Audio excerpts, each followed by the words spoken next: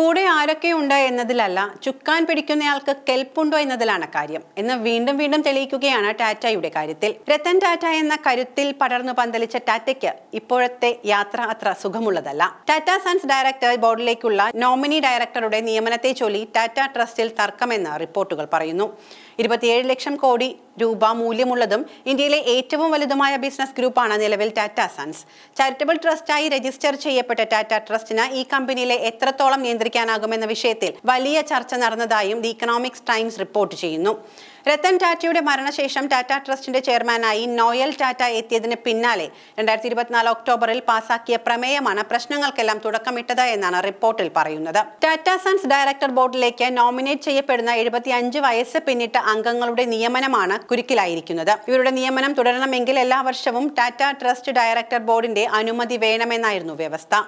നിലവിൽ ടാറ്റ ട്രസ്റ്റിലെ നോമിനി ഡയറക്ടറായ മുൻ പ്രതിരോധ സെക്രട്ടറി വിജയ് സിംഗിന് ടാറ്റ സൺസിന്റെ ഡയറക്ടർ ബോർഡിൽ തുടരണമെങ്കിൽ പുനർനിയമനം ലഭിക്കണം. ഇത് തീരുമാനിക്കേണ്ടത് ടാറ്റ ട്രസ്റ്റ് ഡയറക്ടർ ബോർഡാണ്. 77-കാരനായ വിജയ് സിംഗിന് ടാറ്റ സൺസ് ഡയറക്ടർ ബോർഡിൽ പുനർനിയമനം നൽകരുത് എന്ന കഴിഞ്ഞ ദിവസം നടന്ന യോഗത്തിലാണ് 4 അംഗങ്ങൾ ആവശ്യപ്പെട്ടത് എന്ന് റിപ്പോർട്ട് പറയുന്നു. ട്രസ്റ്റ് അംഗങ്ങളായ മെഹ്ഫിൽ മിസ്ട്രി, പ്രമിത് ജവേരി, ഡാരിയസ് കബ്മാട്ട എന്നിവരാണ് ഇതിനെ എതിർത്തത് എന്നും റിപ്പോർട്ടിൽ പറയുന്നുണ്ട്. വിജയ് സിംഗിനു പകരം മെഹ്ഫിൽ മിസ്ട്രിയെ ടാറ്റ സൺസ് ഡയറക്ടർ ബോർഡിൽ ഉൾപ്പെടുത്തണമെന്നാണ് ഇവരുടെ ആവശ്യം. എന്നാൽ നോയൽ ടാറ്റ, വേണു ശ്രീനിവാസ് എന്നിവർ ഇതിനെ എതിർത്തിട്ടുമുണ്ട്. നിലവിലെ നോമിനി ഡയറക്ടർക്ക് പകരം മറ്റൊരാളെ നിയമിച്ച് ടാറ്റ ട്രസ്റ്റ്, ടാറ്റ സൺസ് എന്നിവയിലെ ഡയറക്ടർ ബോർഡ് കൈയടക്കാൻ ചിലർ നടത്തുന്ന ശ്രമങ്ങളാണ് തർക്കത്തിന് പിന്നിലെന്നും റിപ്പോർട്ടിൽ പറയുന്നു.